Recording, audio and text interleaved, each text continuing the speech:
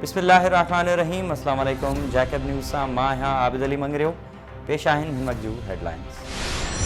जैकबाबाद तालीम खाते में फोती कोटा तहत भर्ती थींदड़ मुलाजिमन खां 20,000 रुपया रिश्वत तलब। रिश्वत न ॾींदड़ औरत लैब अटेंडेंट खे ऑर्डर ॾियण खां इनकार। जैकबाबाद तालीम खाते में फौत थींदड़ मुलाजिमन जी औलाद खे सिंध सरकार पारां फोती कोटा तहत ॾिनल नौकरियुनि जा ऑर्डर ॾियण ते district education officer elementary, secondary ऐं हायर सेकेंडरी जे क्लर्क नूर मोहम्मद शेख पारां DEO ऐं ऑफिस सुपरिटेंडेंट जे नाले ते 20,000 रुपया रिश्वत वरिती वई आहे। ज़रियनि मूजिब पैसा न हुअण सबबि रिश्वत न ॾेई सघंदड़ औरत लैब अटेंडेंट मिस फौजिया खे ऑर्डर ॾियण खां इनकार कयो वियो, जंहिं सबबि हू सख़्त परेशान आहे। वाज़े रहे त रिश्वत ऑफिस ख़र्च जे नाले ते वरिती पई वञे। इन सिलसिले में राब्तो करण ते इल्ज़ाम हेठि आयल क्लर्क नूर मोहम्मद शेख जो चवणु हो त कंहिंखां बि रिश्वत न वरिती वई आहे, जॾहिं त DEO मुश्ताक अहमद सदायो पारां फ़ोन अटेंड न करण सबबि राब्तो न थी सघियो आहे।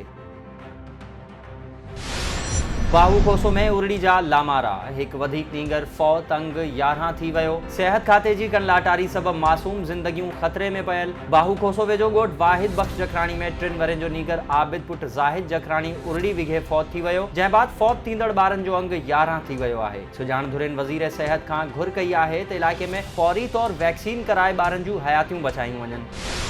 सुल्तानकोट में शिकारपुर जैकबाबाद रोड ते हथियारबंदनि जी फायरिंग में 2 ॼणा ज़ख़्मी। ज़ख़्मियुनि में ख़ालिद ऐं कामरान शामिल आहिनि, जिन खे अस्पताल मुंतक़िल कयो वियो। इन सिलसिले में अली गुल कलर जो चवणु आहे त पुराणे तकरार तां बिरादरी जे हथियारबंदनि फायरिंग कई आहे।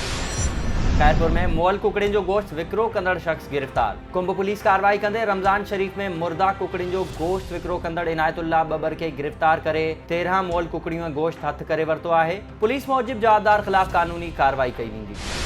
पटानी में गैर कानूनी तेल एजेंसी के बाहि लॻण सबबि सड़ी फौत थियल फौजी जे वारिसनि सां पाक आर्मी जे ऑफिसर्स पारां ताज़ियत। कुछ ॾींहं अॻु गैर कानूनी तेल एजेंसी में बैटरी फाटण सबबि लॻल बाहि में सड़ी फौत थी वियल पाक फौज जे जवान मुराद अली चाचड़ जे वारिसनि रईस मोहम्मद नवाज़ चाचड़, ग़ुलाम अली चाचड़, नवाज़ अली चाचड़ ऐं ग़ुलाम सरवर चाचड़ सां पाक आर्मी जे कर्नल हाशिम ऐं मेजर फराज़ ॻोठ रईस सजावल ख़ान चाचड़ पहुची ताज़ियत कई। फौजी ऑफिसर्स फौती जवान जे मासूम पुटनि खे गले लॻाए फ़ोटू कढराया ऐं खेनि सूखड़ियूं पेश कयूं। कंदकोट में कम्युनिटी मिडवाइफ स्कूल जी शागिर्दियाणियुनि पारां 2 साल खां वज़ीफ़ो न मिलण ख़िलाफ़ एहतजाज। सिविल अस्पताल में क़ाइम कम्युनिटी मिडवाइफ स्कूल जी शागिर्दियाणियुनि 2 सालनि खां वज़ीफ़ो न मिलण ख़िलाफ़ एहतजाजी मुज़ाहिरो कंदे चयो त सिंध हुकूमत पारां हर महीने वज़ीफ़े ॾियण जे हुकुम बावजूद गुज़िरियल 2 सालनि खां वज़ीफ़ो न पियो ॾिनो वञे। इन बाबति लाॻापियल इदारनि समेत डेप्यूटी कमिश्नर खे बि शिकायतूं कयूं आहिनि, पर को बि ॿुधण वारो न आहे। मजबूर थी एहतजाज कयो आहे त जीअं जल्द वज़ीफ़ो ॾिनो वञे।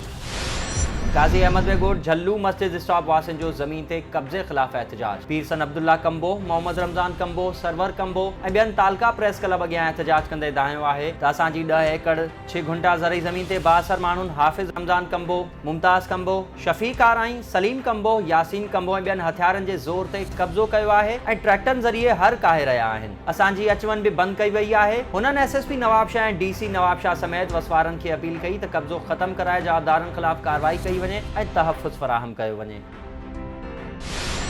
धारो में तहरीक लब्बाइक पाकिस्तान जे अॻवान मौलवी इरशाद मलाह के जेल में तशद्दुद करण ख़िलाफ़ एहतजाज। अमीरुल बहर पारां अली हसन मलाह, अशरफ मलाह, मौलवी ग़ुलाम कादिर बाबड़ो, आसिफ कादरी ऐं ॿियनि जी अॻवानी में प्रेस क्लब अॻियां एहतजाज कयो वियो। अॻवाननि जो चवणु हो त बदीन जेल में क़ैद मौलवी इरशाद मलाह खे गुज़िरियल 10 ॾींहनि खां मुसलसल तशद्दुद जो निशानो बणायो पियो वञे ऐं संदसि मुलाक़ात बि बंदि कई वई आहे। ख़दशो आहे त खेसि तशद्दुद करे क़तल कयो वेंदो।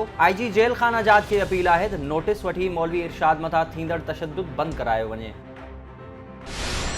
काज़ी अहमद में फ्रॉड वसीले गैस कनेक्शन करण ख़िलाफ़ पौरियत पारां अदालत में पेटिशन दाख़िल। आफ्ताब कॉलोनी वासी पौरियत गाजी खान सियाल सेशन कोर्ट नवाबशाह में पंहिंजे वकीलन वहीद अली सियाल, अली रज़ा चन्ना ऐं अब्दुल गफूर रिंद मार्फत पेटिशन दाख़िल कराईंदे मौक़ुफ़ इख्तियार कयो आहे त प्यारो जोकियो नालो शख़्स फ्रॉड कंदे मुंहिंजे नाले ते गैस कनेक्शन लॻारायो आहे ऐं सुई गैस अख़्तियारिन बिल बि जारी करे छॾियो आहे। शिकायत करण ते मूंखे ऐं पुट खे धमकियूं ॾिनियूं पयूं वञनि, जंहिं बाद अदालत SSP Nawabshah, SHO Qazi Ahmed, incharge complain cell Nawabshah ऐं प्यारो जोकियो समेत ॿियनि खे 3 मई ते तलब करे वरितो आहे। खैरपुर नाथन शाह में चांडिया बिरादरी जी 2 धुरियुनि में झेड़ो, 2 ॼणा ज़ख़्मी। कैन शाह ऐं मेहर जे मशहूर वापारी मुमताज़ चांडियो ऐं एजाज़ चांडियो जी दुकान ते हथियारबंदनि फायरिंग करे ॾिनी, जंहिं जे नतीजे में एजाज़ ऐं फाका चांडियो ज़ख़्मी थी पिया। ज़ख़्मी एजाज़ चांडियो मूजिब भत्तो न ॾियण तां राजन अली चांडियो ऐं सज्जाद अली चांडियो हमिलो कयो आहे। SSP खे अपील आहे त खेनि गिरफ़्तार करे सज़ा ॾिनी वञे। बोजदार वरा में नाकेवारी बाजार में स्पेयर पार्ट्स की दुकान के बाह लगी वही। बाह लगन सबब एजाज अली बोजदार जी मोटरसाइकिलन, ट्रैक्टरन ऐं कारन जे स्पेयर पार्ट्स की दुकान में पयल समूरो सामान सड़ी रख थी वियो। मुतासिर मूजिब लखें रुपयनि जो नुक़सान थियो आहे। हुयूं हिन वक़्त जूं हेडलाइंस। वधीक ख़बरुनि ऐं अपडेट्स लाइ विज़िट कयो असांजी वेबसाइट www.jacobnewsht.com ऐं फेसबुक ते फॉलो कयो। ॾिसंदा रहो जैकब न्यूज़, ख़बर खां हक़ीक़त ताईं।